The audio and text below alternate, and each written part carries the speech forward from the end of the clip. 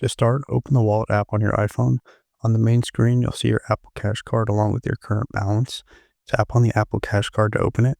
Now, before you can send funds to the bank, you'll need to make sure a bank account is linked. Tap the three-dot icon in the top right corner, then choose Card Details. Under that menu, tap Bank Account, and if you haven't added one yet, you'll be asked to enter your routing and account numbers. Once you enter the details, your bank account will be connected and ready to use for transfers. Now let's go back to the Apple Cash screen. Tap the three dots again, and this time select Transfer to Bank. Enter the amount of money you'd like to move. For this example, I'd use $5, then tap Next. At this point, you'll see two options: Standard Transfer, which is free, takes 1 to 3 business days, and will go directly to your bank, and then Instant Transfer, which usually completes within minutes, but includes a small fee of 25 cents, and will go to your debit card instead of your bank account directly.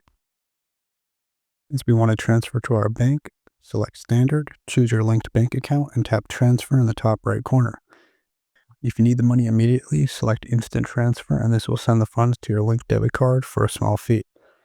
If you haven't used a debit card with Apple Cash before, the app will prompt you to add one here. Just enter the card details, confirm it, and then proceed.